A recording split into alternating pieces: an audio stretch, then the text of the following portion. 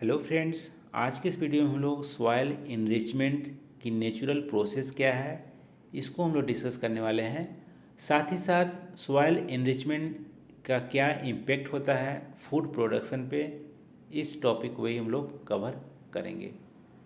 तो ये जो प्रश्न है यूपीएससी 2023 के ज्योग्राफी ऑप्शनल पेपर 1 में पूछा गया है। तो इस वीडियो को देखने के बाद इस प्रश्न को आराम से आप सॉल्व कर सकते हैं।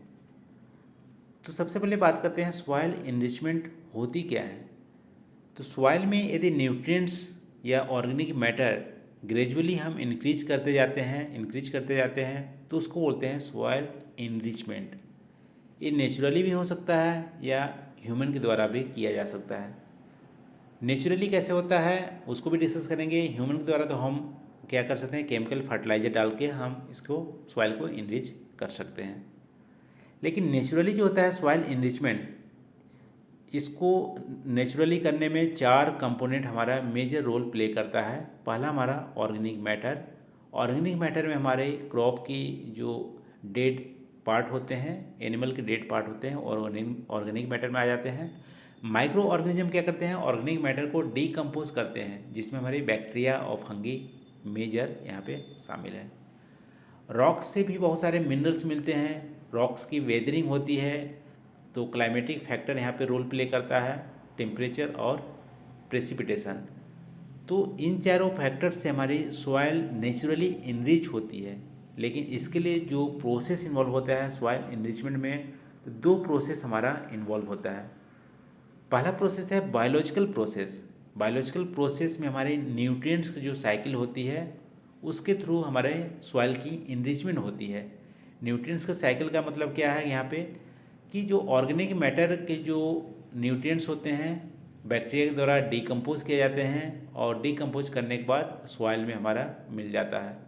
ठीक है, और सॉइल से फिर हमारा प्लांट न्यूट्रिएंट्स लेता है और प्लांट जब डेड होती है फिर से और माइक्रो ऑर्गेनिज्म क्या करता है, डीकम्पोज करके सॉइल दे देता है। तो एक न्यूट्रिएंट्स की जो साइकिल होती है उसके थ्रू भी हमारी सॉइल की इनरिचमेंट होती है।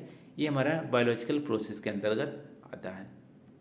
दूसरा हमारा होती है जियोलॉजिकल प्रोसेस। जियोलॉजिकल प्रोसेस में हमारी वेदरिंग, इरोजन और डिपोजिशन शामिल है।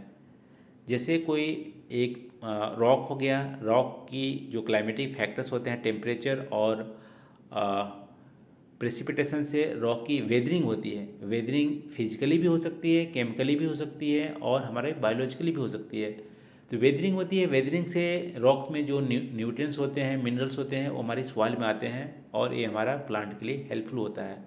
तो इस तरह से जियोलॉजिकल प्रोसेस, बायोलॉजिकल प्रोसेस दोनों सेपरेटली तो नहीं चलते हैं, दोनों के कॉम्बिनेशन से हमारी नेचुरली सॉइल इनरिच होती है। सॉइल में जो न्यूट्रिएंट्स होते हैं वो हमारा एक्यूमुलेट होते रहते हैं। अब बात करते हैं यहाँ पे सॉइल इनरिचमेंट जो हमारी नेचुरल होती है उसके क्या इम्पैक्ट होते हैं फूड की प्रोडक्शन में।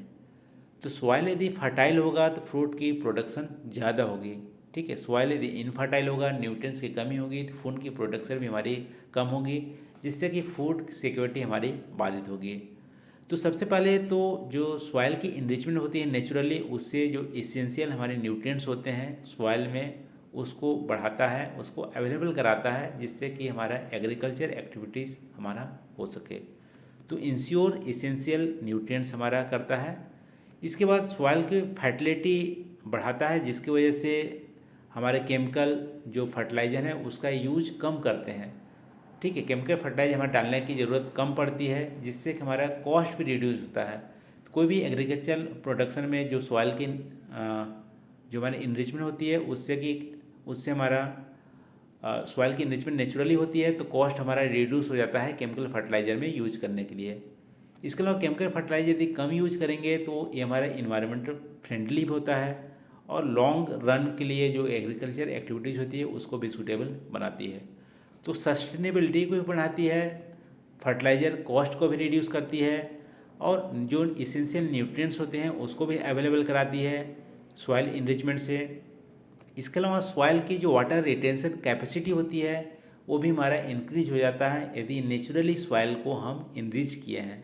ठीक है, उसमें ऑर्गेनिक मैटर है तो वाटर होल्डिंग कैपेसिटी ज़्यादा हो जाती है, जिसको जैसे यदि मान लो 15-20 दिन वर्षा भी नहीं हुआ या सिंचाई भी नहीं किए तो क्रॉप हमारा फेल कम होता है।